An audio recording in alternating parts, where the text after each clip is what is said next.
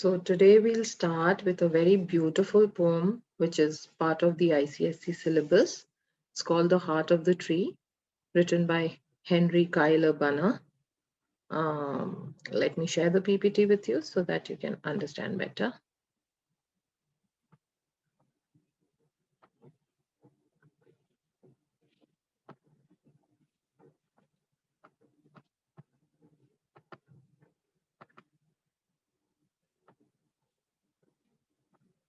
So I love to start any lesson, any poetry lesson, by first reciting the poem.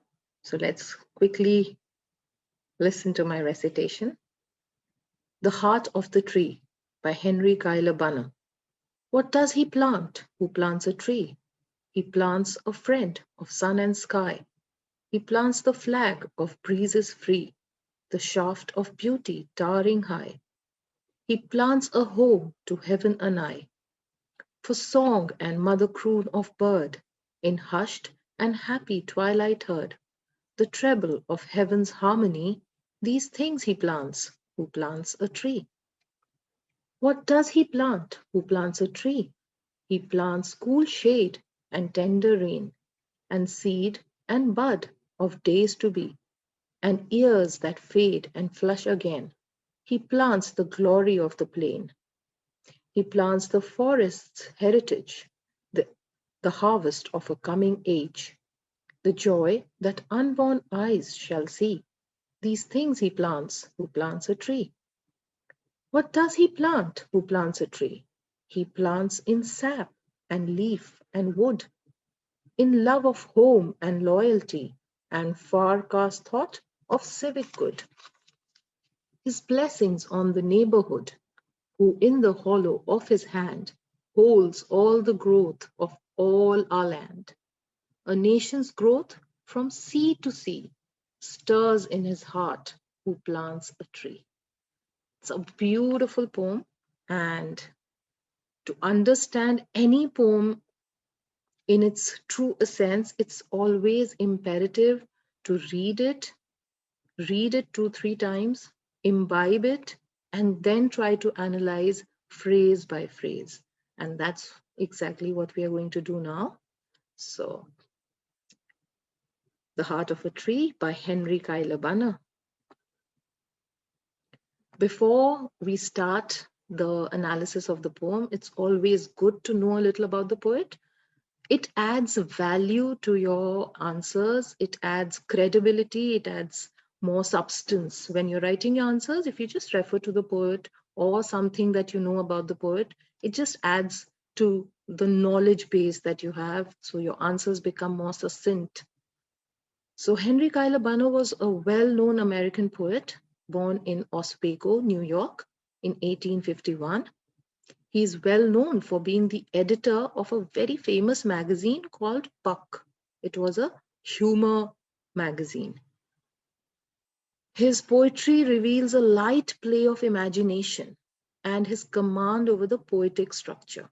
So the two aspects of his poetry writing is his imagination, his light play of imagination, and the command of the poetic structure that he uses. He died in 1896. This information, all the 4 points that we have written down here, will only help to add matter to your answers. Don't refer to them unnecessarily, but when you're writing, analytical and long answers which need proper structure, definitely referring to the poet gives the added value to it. So do refer to it. So before we begin, let's discuss the theme. So whenever they say, it's not necessary that they are asking you the theme. I mean, it's necessary to understand that when a question is asked about the theme, it is not necessary that they will use the word theme. So if they ask you, what is the message conveyed by the poet? If they ask you, what do you think is the central idea of the poem? If they ask you directly, what is the theme of the poem? Then you need to refer to all these 6 points that we have jotted down here, which is very, very easy to understand because the poem is simply beautiful and very easy to understand. The only thing is keep referring to the phrases that the poet has used to make your answers very, very credible. Okay, when you refer to the phrases used by the poet, it becomes a more, it gives a feeling that the person has read the poem properly, and it has struck a chord, it has reached the point home. Okay, so the central idea of the poem, basically the poet wants us to plant more trees. So if the question is that whether the poem is relevant in today's time, definitely it's a universal uh, relevance, because even now, in fact more now, we are struggling to keep the ecological balance, and we need to really plant more trees because of the depleting greenery, because of the depleting um, ecological balance that we have. So we really need more trees. So the message that the poet wants to convey, to grow more trees, is relevant, definitely relevant today also. The magnanimous and giving attitude of the tree that we must learn is another message that the poet is trying to give. So through all the lines that he has used, he has talked about how giving, how magnanimous. Being magnanimous means to have a big heart, to be very kind hearted, to be very giving in nature. Okay, large hearted. So magnanimous, the tree is a very magnanimous being. It knows how to give. It only gives. What all does it give? It gives oxygen to us. It gives a nesting place to birds. It gives so many things that we use. We make medicines, we make furniture, we make paper. Anything that you think of, you can get from trees, whether it's food, whether it's consumables, other kinds of things. So a tree is a very giving kind of a being. So we must learn to be magnanimous like a tree.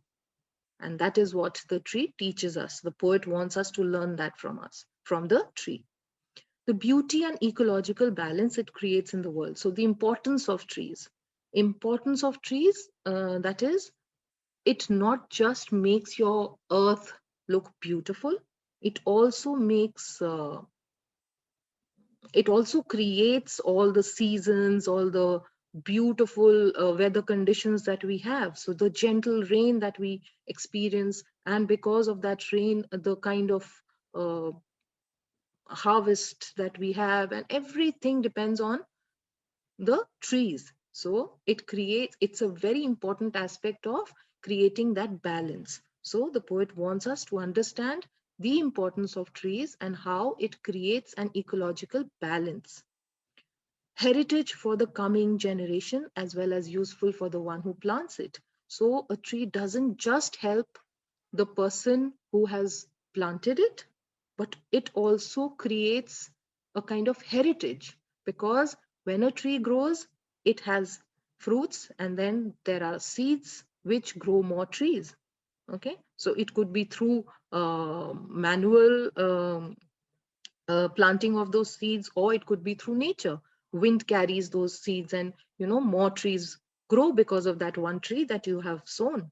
So it gives you a very nice feeling that you have created a beautiful environment for the people who are not just living today, but also the future generations. So that is also one big message that the poet has given, that it is a heritage for the coming generation, as well as for the people who are living now.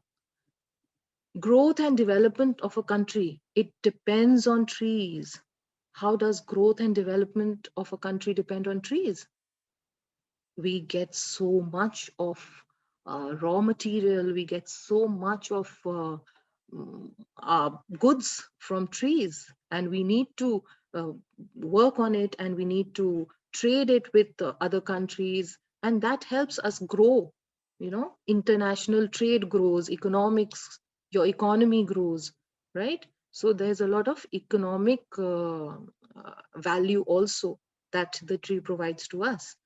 So there's a lot of growth. If your country is naturally, it has natural flora, it definitely helps you become a more advanced country, because you can give away to the other countries also and share your wealth, natural wealth, with them, and in turn receive a lot of benefits.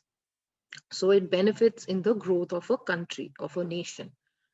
And when we take all these points in mind, we can sum it up in 3 different points. That is, it provides ecological balance to our earth, it provides a social harmony, a social growth, because when we plant a tree, it not just helps us, it helps the whole society. Then there is economic growth because of it.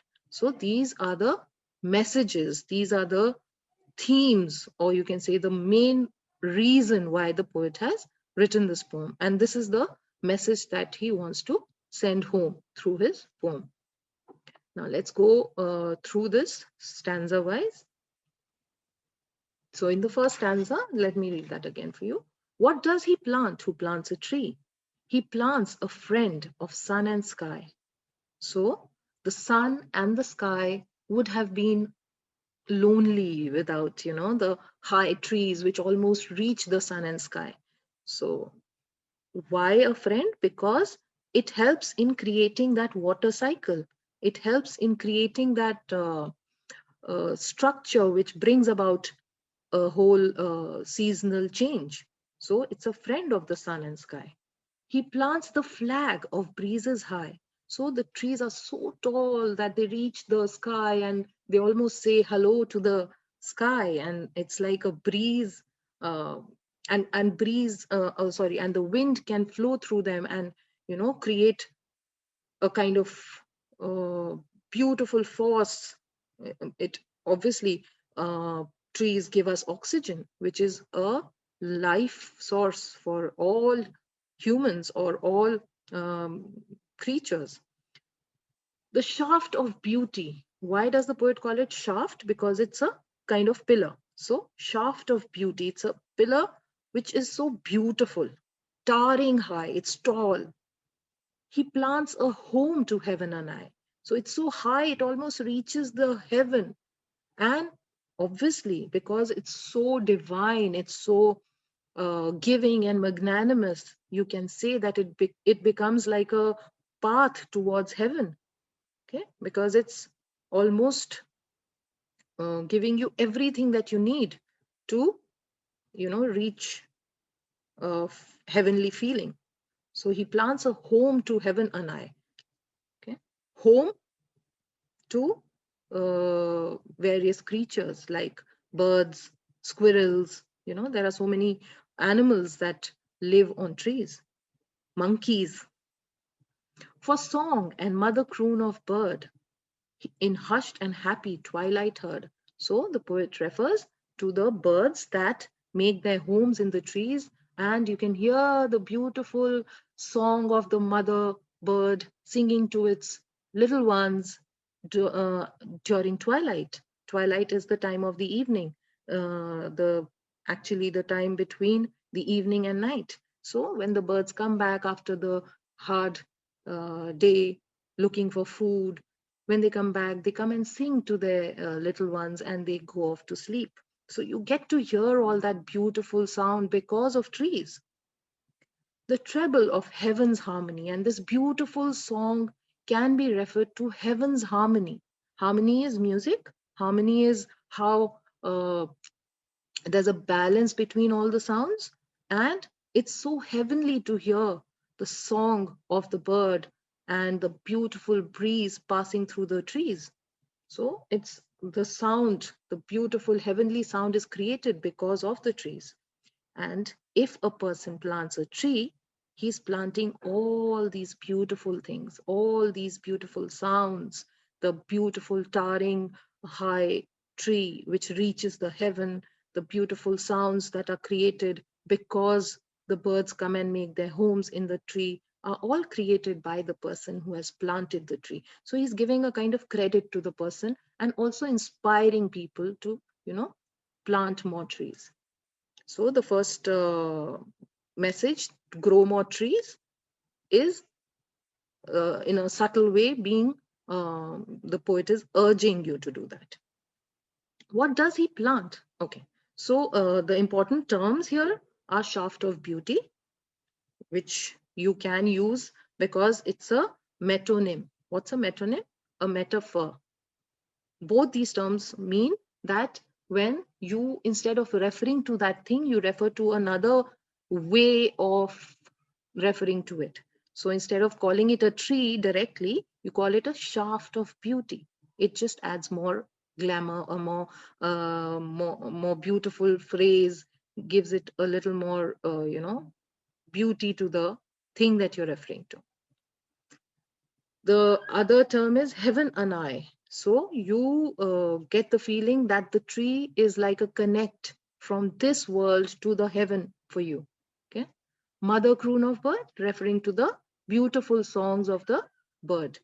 These are phrases, if you learn them up, and if while writing your answers, if you just refer to the terms, it gives a very nice, feeling to the examiner when he's checking or she's checking your paper that this child has read it. Okay. And that gives a lot of credibility to your answers. Happy twilight, because the phase between end of evening and beginning of night is actually a very morose kind of a phase. Gives a very dull feeling. So if you hear nice birds chirping and you can see this beautiful scene where the birds are in the nest singing to their young ones, you get a beautiful feeling. It adds a lot of beauty to that mundane time of the day. So therefore, it's a very happy twilight. Then a treble of heaven's harmony. The poet terms the beautiful sound as the treble of heaven's harmony. It's the sound which is so heavenly to your ears. You love to hear it. Okay. Now, the other thing that the other figure of speech that you came across in stanza 1 was anaphora. What is anaphora? Anaphora just means repetition. So he has repeated the question that he asks in the beginning in each stanza. So that is referred to as anaphora. It can also be termed as hypophora, or antipophora, or antipophora. Both the terms are correct. I've written the words so that you can learn the meaning, learn the spelling. Don't misspell them. It gives away a lot. It takes away a lot of your marks if you misspell the keywords. So these are keywords that I've written for you. You can go back to them and refer to them. Let's go to stanza 2. What does he plant who plants a tree? He plants cool shade and tender rain, and seed and bud of days to be, and years that fade and flush again. He plants the glory of the plain. He plants the forest's heritage, the harvest of a coming age. The harvest of a coming age, the joy that unborn eyes shall see. These things he plants. Who plants a tree? So again, he asks a question, anaphora. He repeats that question. It can also be called, and there's another term for it, another poetic device, which is rhetorical question. So if the question comes, which figure of speech has been used by the poet when he asks a question, you can say it's a rhetorical question because the answer follows immediately after that.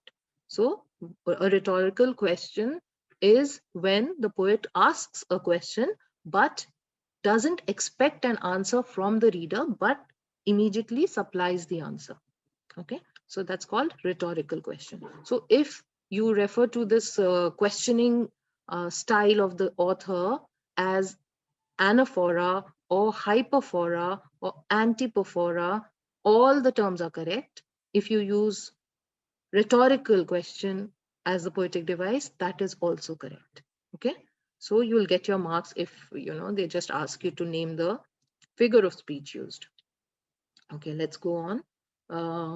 He plants cool shade and tender rain. Like I said, tender rain, the tree attracts moisture from the surroundings and creates the cycle of rain, and therefore whoever plants a tree also creates rain. That is, indirectly he is creating rain, and rain creates a lot of more harvest and more greenery, and definitely maintains the cycle of the ecological balance. And seed and bud of days to be. Seed and bud are the beginning of days to be, of a future. So a person who plants a tree plants the future, a beautiful future for the coming generation. Okay. And years that fade and flush again. He plants the glory of the plain.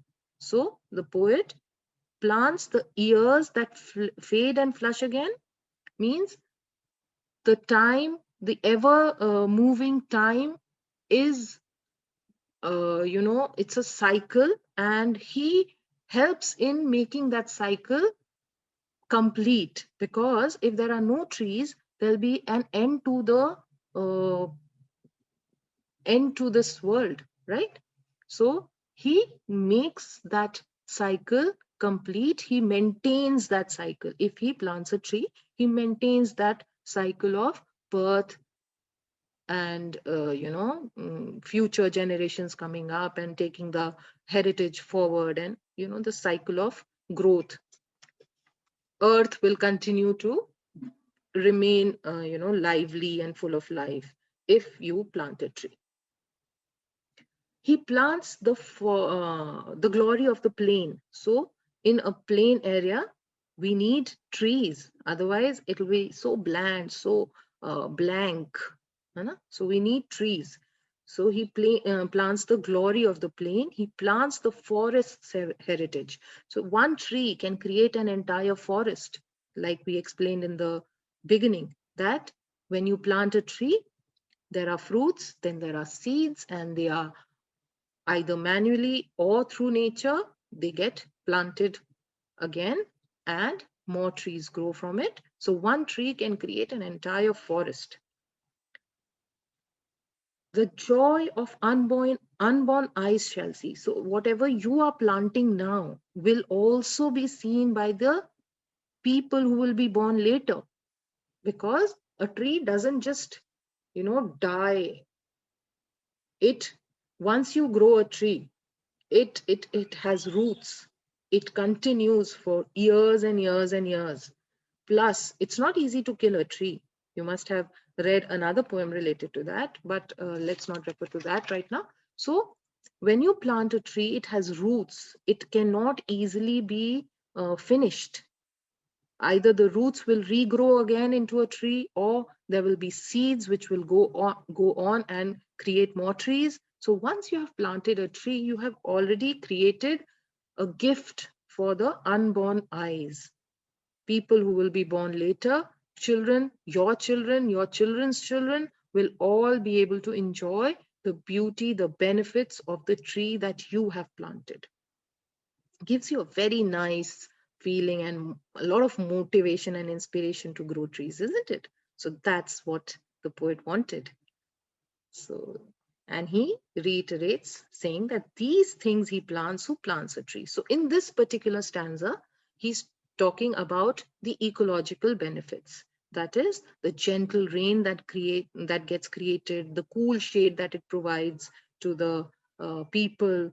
There are people who are traveling, and if they continue to travel in this rain, in the harsh sun, they need a kind of shade, right? Even the animals, not every animal is domesticated, so we need a kind of resting place for them, so it provides cool shade to them.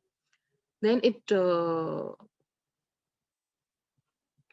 creates plains, it creates forests, so that is all the ecological benefits that it creates. then it's a heritage for the generations to come, like we just discussed. And not just people around you, not just you yourself, there are generations who are going to benefit from the tree that you grow. So all the important terms have been mentioned here, and we have discussed them in detail. We have also discussed metonym and metaphor. Metonym is another word for metaphor. Okay, so don't get confused. You can use either term to refer to the poetic device, and all these terms which refer to the tree through different phrases. For example, flag of breezes free, or a friend of sun and sky, or cool shade. He plants cool shade. He doesn't plant a tree, he plants cool shade. So that's a phrase which refers to the tree. So it's a metaphor for the term tree. Okay. Glory of the plain, forest's heritage, all these terms are terms used for the tree, and therefore they are all metaphors for tree. Do write your answers, do write your questions in the comments. I'll try to answer them if there are any doubts. Okay, so stanza 3 says, what does he plant who plants a tree? He plants in sap and leaf and wood. Again, metaphors for the term tree. Metonym for the term tree. What does he plant? He plants sap. He plants leaf. He plants wood. You must have studied in biology. All the different parts of a plant are mentioned here.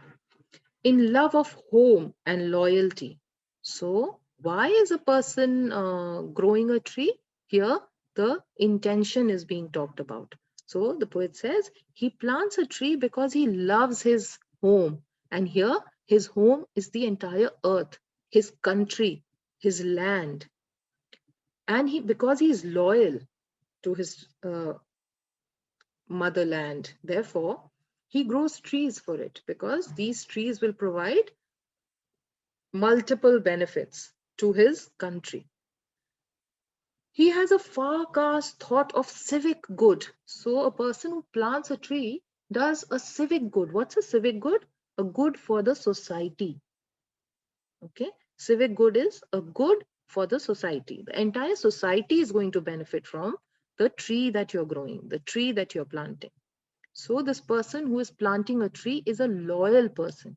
He is giving back to the world what he has received. All the trees, all the benefits of trees that we receive are not grown by us, are not planted by us, but somebody in the past has planted those trees for us. So it is our duty to give it back to the nature, what we are taking from it. So it's a civic good. It's a good for the society to plant trees and create a similar kind of society for the coming generation. His blessings on the neighborhood. So a person who plants a tree doesn't just plant it for himself, he blesses his neighborhood with it. So this beauty of trees will be visualized, will be benefited by his neighbors. Okay. Now, the term neighbor could also mean your next door neighbor. It could also mean your neighboring countries. Okay. So a person who plants a tree doesn't just plant it for himself. The neighboring country, obviously, the oxygen that is released by the tree doesn't just come to you. It spreads in the surrounding air. Everybody can breathe the same oxygen, isn't it? So you are blessing your own neighborhood, okay, by planting a tree.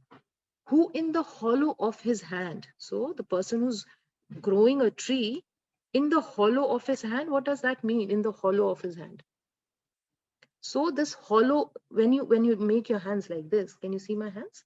If you make your hands like this, you create a hollow. This hollow is like a symbol of the earth's womb in which you plant the seed.